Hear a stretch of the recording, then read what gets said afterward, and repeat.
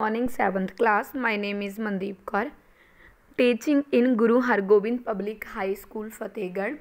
In our last video, we studied about your first chapter of geography. The chapter name is environment. In that video, we discussed about environment, component of environment. कहते last videos ਦੇ ਵਿੱਚ ਆਪਾਂ environment ਦੇ ਬਾਰੇ ਪੜ੍ਹਿਆ ਸੀਗਾ ਤੇ ਉਹਦੇ ਕੰਪੋਨੈਂਟਸ ਤੇ ਨੇਮ ਦੇ ਬਾਰੇ ਪੜ੍ਹਿਆ ਸੀ। बट जो अज की वीडियो है वो आप कंपोनेंट्स नू एक्सप्लेन करांगे ब्रीफली। फस्ट है लिथोस्फीयर। हाँ जी, लिथोस्फीयर हुंदा थलमंडल, मतलब कि जो धरती का जिहड़ा सॉलिड पार्ट आ वो। This is the hard top layer. कहते ये हार्ड टॉप लेयर है अर्थ की क्रस्ट की। हाँ जी, धरती की सरफेस का ये सब तो सख्त भाग आ। It is also called the hard crust और सॉलिड क्रस्ट। इनू हार्ड क्रस्ट कहते हैं या फिर सॉलिड क्रस्ट भी आप कह सकते हैं। It is made up of rocks and minerals. ये कातों मिल के बनी हुई है, चट्टानों तो मिल के बनी हुई है, तो खनिज पदार्थों तो मिल के बनी हुई है।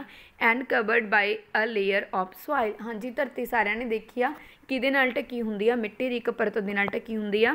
It is irregular in shape. इहदी जिहड़ी शेप आ वो अरैगुलर आ, मतलब इक्को जी नहीं हैगी, बदलती रहती है, किते होर टाइप दी है, किते होर टाइप दी है।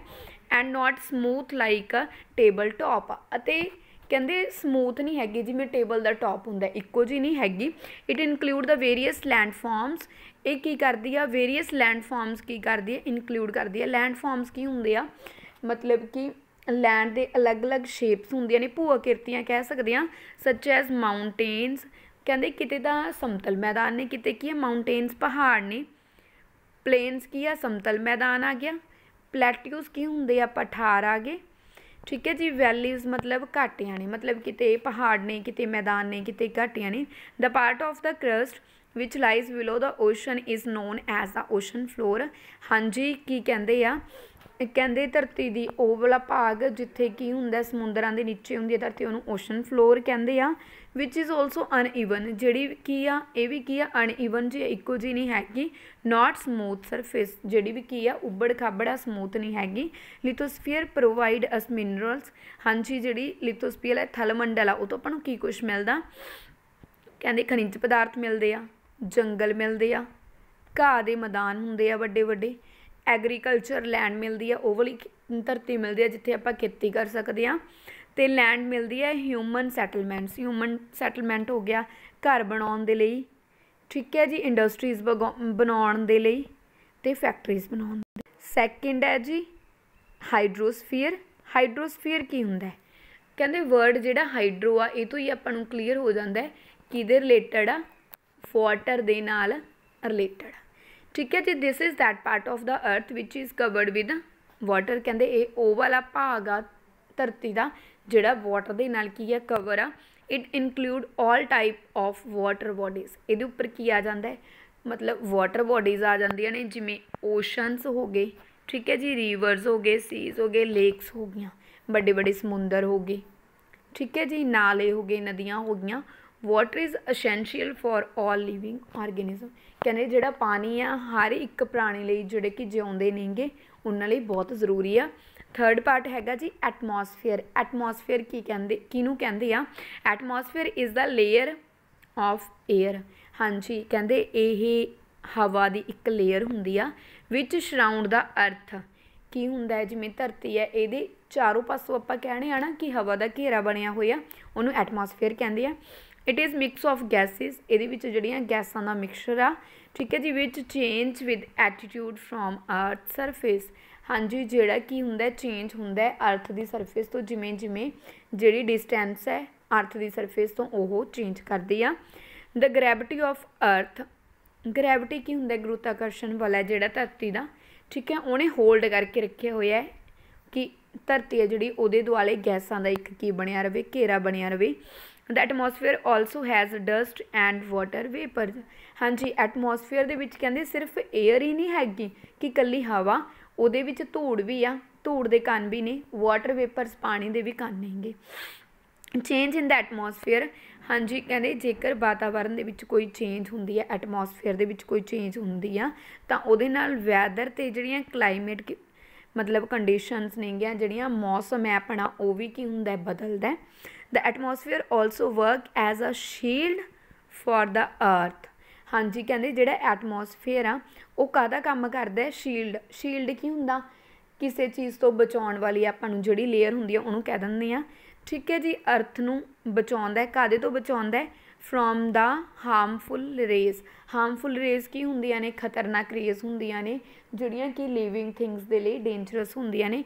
सैकेंड किहदे उत्तों बचाउंदा है, जिहड़ा सूरज है वो की हुंदा बहुत ज़्यादा जदों हीट करदा है उहदी बहुत ज़्यादा गर्मी तो भी आपां नूं बचाउंदा है। एटमोसफेयर शील्ड का काम करता है।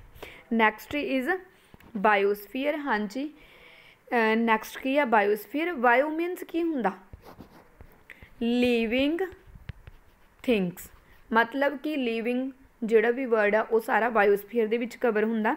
The biosphere consist the plant and the animal kingdom. हाँ जी, बायोस्फीयर दे विच प्लांट्स आउंदे आ, एनीमल्स आउंदे आ। प्लांट्स क्यों आउंदे आ, क्योंकि प्लांट्स भी लिविंग थिंग्स दे विच आउंदी, जिहड़ी चीज़ जिउंदी आ साह लैंदी आ वो बायोस्फीयर दे विच आउंदी आ। It also known as the living word.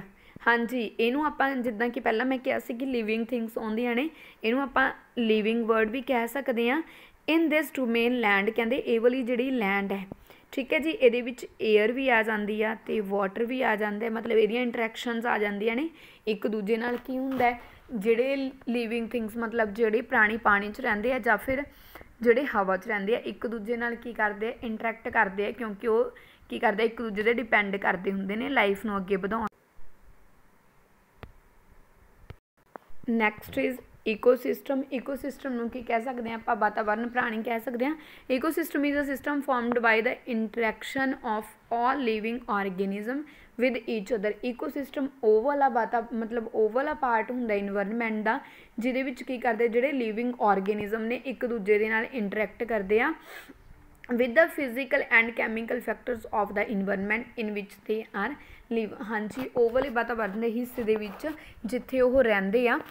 all plants animals and human being depend on each other। कहने मान लो ਜਿਹੜੇ ਪੌਦੇ ਨੇਗੇ, ਜਾਨਵਰ ਨੇ ਜਾਂ ਹਿਊਮਨ ਬੀਇੰਗਸ ਨੇ, ਉਹ ਸਾਰੇ ਇੱਕ ਦੂਜੇ ਦੇ ਉੱਪਰ ਕੀ ਕਰਦੇ ਆ, ਨਿਰਭਰ ਕਰਦੇ ਆ। And on the immediate surrounding, ਅਤੇ ਆਪਣੇ ਆਲੇ ਦੁਆਲੇ ਦੇ ਉੱਪਰ ਵੀ ਨਿਰਭਰ ਕਰਦੇ ਆ। Of natural environment. ਹਾਂਜੀ ਕਹਿੰਦੇ ਜਿਹੜਾ ਕੁਦਰਤੀ ਵਾਤਾਵਰਨ ਹੈ ਉਹਦੇ ਆਲੇ ਦੁਆਲੇ 'ਤੇ ਵੀ ਨਿਰਭਰ ਕਰਦੇ ਆ। There could be different ecosystem in different environment. हाँ जी, हर एक वातावरण के विच इकोसिस्टम है जोड़ा अलग अलग होंदा है। लाइक डेजर्ट्स, हाँ जी, जिमें की हो गया, इन्होंने मारूथलां की एग्जाम्पल ली हुई है। मारूथलां दे विच अलग इकोसिस्टम होंदा है। इकोसिस्टम दे विच की कुछ आ, जिमें मतलब जोड़े प्राणी उत्थे रहिंदे ने उन्हां दा अलग इकोसिस्टम आ, जोड़े माउंटेन्स ते रहिंदे ने उन्हां दा अलग इकोसिस्टम आ, ਜਿਹੜੇ ਡੈਂਸ ਫੋਰੈਸਟ ਦੇ ਵਿੱਚ मतलब ਸੰਘਣੇ ਜੰਗਲਾਂ 'ਚ ਰਹਿੰਦੇ ਨੇ ਉਹਨਾਂ ਦਾ ਅਲੱਗ ਇਕੋਸਿਸਟਮ ਆ। ਘਾਹ ਦੇ ਮੈਦਾਨਾਂ ਵਾਲੇ ਲਿਵਿੰਗ ਆਰਗੇਨਿਜ਼ਮ ਦਾ ਅਲੱਗ ਇਕੋਸਿਸਟਮ ਆ। Rivers, oceans and even in ponds, ਹਾਂਜੀ, ਜਿਹੜੇ ਵਾਟਰ ਬੋਡੀਜ਼ ਦੇ ਵਿੱਚ ਕੀ ਹੈ ਲਿਵਿੰਗ ਆਰਗੇਨਿਜ਼ਮ ਹੁੰਦੇ ਨੇ ਉਹਨਾਂ ਦਾ ਅਲੱਗ ਇਕੋਸਿਸਟਮ ਹੈ। मतलब ਕਹਿੰਦਾ ਕਿ ਭਾਵਾਂ मतलब ਕੋਈ ਵੀ ਲੈ ਲਓ, ਜਿਵੇਂ ਵਾਟਰ ਬੋਡੀਜ਼ ਲੈ ਲਓ, ਉਹਦੇ ਵਿੱਚ ਜਿਹੜੀਆਂ ਲਿਵਿੰਗ ਥਿੰਗਸ ਰਹਿੰਦੀਆਂ ਨੇ ਉਹ ਕੀ ਕਰਦੀਆਂ ਨੇ, ਇੱਕ ਦੂਜੇ 'ਤੇ ਡਿਪੈਂਡ ਕਰਦੀਆਂ ਨੇ।